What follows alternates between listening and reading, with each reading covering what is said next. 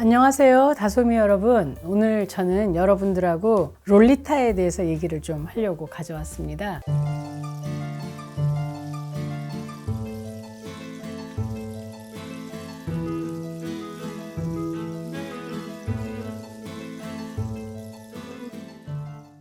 이 줄거리는 30대 후반의 험퍼트라고 하는 남자가 12살 소녀 롤리타에게, 그 원래 이름은 돌로레스죠. 그 돌로레스에게 사랑을 느낍니다. 그 12살 소녀의 엄마는 이제 남편이 없는 딸만 키우는 그런 편모였는데요. 이 남자가, 험퍼트가 이 돌로레스한테 더 관심이 많아서 이 소녀하고 같이 있기 위해서 그 엄마하고 결혼을 합니다.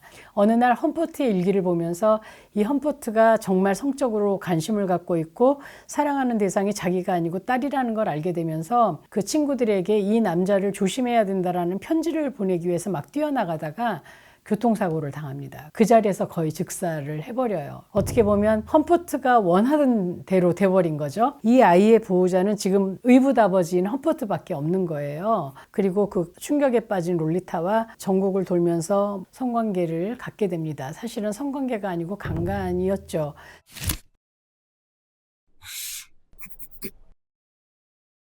이 롤리타가 왠지 좀 포르노그래피 같은 그런 여러분들은 정보를 가지고 계실 거예요. 그런데 사실 이 책의 정작 내용은 포르노그래피처럼 선정적으로 그런 표현한 부분이 별로 없어요. 그리고 아주 굉장히 뜨문뜨문 나오기 때문에 이 책을 다 읽어야만 몇 군데 건질 수 있어서 아마 끝까지 다 읽기가 좀 어려운 책입니다. 그럼에도 불구하고 이 롤리타는 굉장히 유명한 베스트셀러가 됐고, 여기에서 이제 이 블라디미르 나보코프가 님펫이라는 그 단어를 만들기도 했어요. 그 님프라는 말과 페펫이라는 그 말을 같이 섞은 건데, 님프는 요정이죠, 요정. 페펫은 이 인형입니다. 그 꼭두각시 같은 그런 인형인데, 요정이지만 나의 꼭두각시 같은 그런 어린 소녀, 내가 마음대로 할 수 있는 소녀라는 그런 어떤 뉘앙스로 님펫이라고 부르는 것 같아요. 이 책이 나오고 나서 소아성애에 대해서 굉장히 많은 이야기들을 불러일으켰고, 소아성애의 아주 대명사적인 책이 바로 이 롤리타입니다.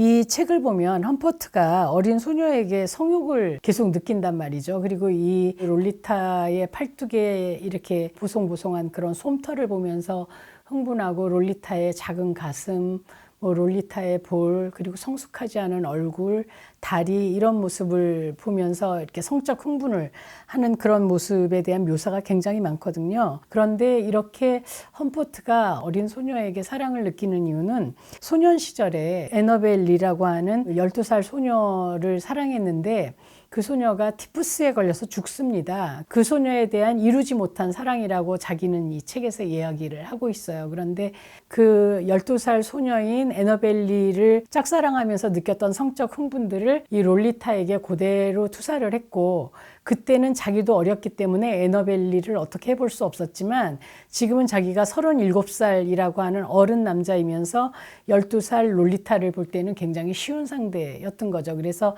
성적인 그런 어떤 감정의 투사를 하기가 굉장히 쉬웠던 겁니다. 굉장히 미사역으로 표현을 했지만 결국은 아이에 대한 성폭력 이야기입니다. 거창한 변명이라고 볼 수가 있습니다. 그러면서도 이 롤리타가 이 사람 말고는 보호자라고 말할 수 있는 사람이 없기 때문에 그냥 참고 견뎌야 했던 롤리타의 심정에 대해서는 1도 공감하지 않습니다. 한편으로는 이 롤리타가 자기를 이미 유혹했다, 이 12살 소녀가 자기에게 몸을 밀착하고 성적인 장난을 하고 이랬기 때문에 나도 유혹에 넘어간 거고 우리 둘은 사랑했다라고 자꾸 이야기를 하고 있지만, 사실 성적 발달 과정에서 볼 때 그 사춘기의 10대 소녀들은 그 어른 남자와 어른 여자를 보면서 자신의 어떤 성적 역할을 연습하고, 그리고 이렇게 테스트하고 이러는 그 과정이거든요. 그렇기 때문에 사실 롤리타가 이 험퍼트를 유혹했다기보다는 그런 척 해보는 거죠. 그런 장난을 걸거나 유혹하는 척 했을 때 보통 어른이라면 그 좀 양식을 가진 어른이라면 그것을 다른 방식으로 이 아이가 발달시킬 수 있도록 이 선도를 했을 텐데 험버트는 그것을 이용하는 겁니다. 그 롤리타가 그것을 유혹했다기보다는 자기가 하는 게 뭔지도 모르면서 롤리타는 그런 어떤 묘한 설레임이나 호기심 때문에 그런 그 행동을 했다라는 거죠.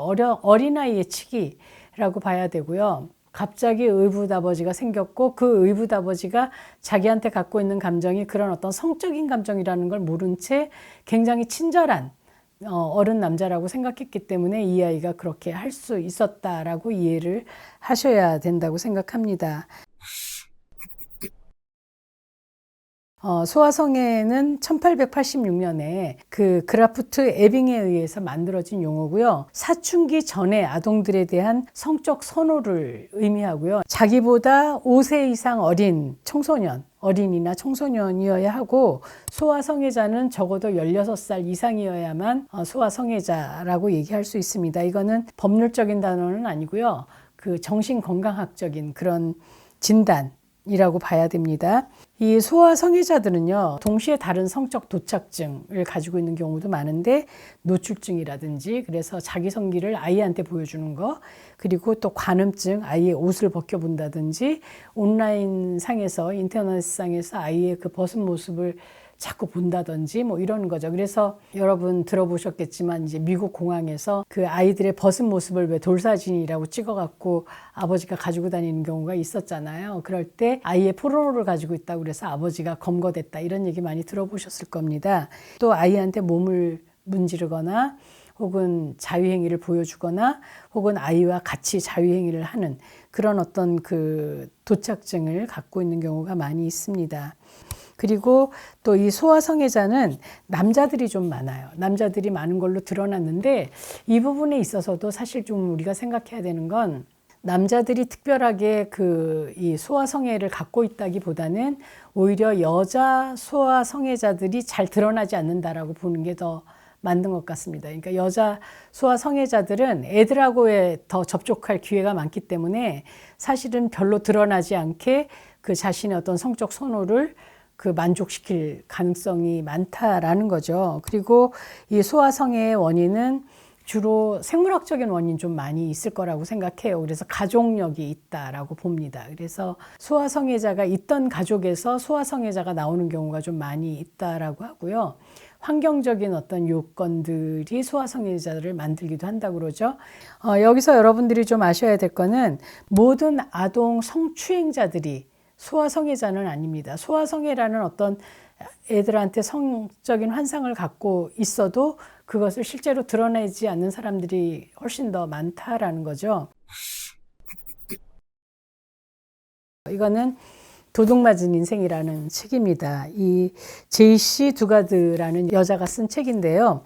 이건 실제로 납치됐던 여자가 쓴 책이에요. 그래서 여기 지금 보면 어린아이의 얼굴이 나와 있는데 이 아이가 학교 가다가 초등학교 가다가 납치당합니다. 부부한테 납치가 되거든요. 이상성행동을 가진 성적으로 유린당하고 사육을 당해요. 아이도 3명을 낳고 그러면서 이 아이가 그 납치에 익숙해지는 거죠. 그래서 거기에 적응하게 되고 나중에는 도망갈 생각을 못하고 큰 마트에 가도 나를 구해주세요라는 얘기를 하지 않고 같이 다니는 모습을 보면서 납치되고 어떤 사람에게 유린되고 폭력에 길들여지는 그런 어떤 인간의 모습을 볼 수 있고 그런 것이 얼마나 잔인하고 폭력적인 것을 알게 하는데요. 이런 어린 모습이었던 소녀가 납치돼서 이런 모습으로 돌아오는 그런 책입니다. 그래서 이거는 순전히 피해자의 입장에서 쓴 책이에요. 그 자기가 굉장히 왜 무기력한 존재로 살았고 길들여졌고 사육당했다는 거에서 자기 자신을 찾고 자기 이름을 얘기하면서 생존자로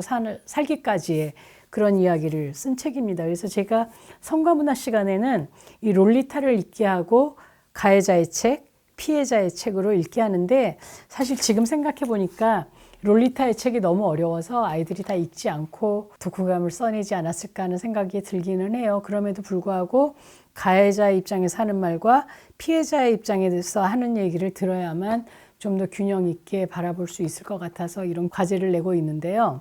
우리나라에서 여자 교사들이 남학생들을 이제 성폭행해서 문제가 되는 막 떠들썩한 게 있었는데 그 여교사들도 소아성애였을까요? 그랬을 수 있죠. 소아성애일 수도 있지만 이제 선생님하고 제자라는 입장에서 보면 그 청소년 남자아이들은 사실 육체적으로는 왜 좀 성숙한 아이들한테 그러는 경우가 좀 많이 있더라고요. 그래서 그거는 접근성이 쉽고 자기가 왜 굉장히 그 아이를 이렇게 좀 휘두를 수 있었기 때문에 그런 게 아닌가 하는 생각도 들죠. 모르겠어요. 소아성애자일 수도 있고 아닐 수도 있다. 하지만 뭐 성폭행범이라는 건 분명한 거죠. 여러분 잊지 않으셨죠? 구독, 좋아요, 그리고 알림 설정까지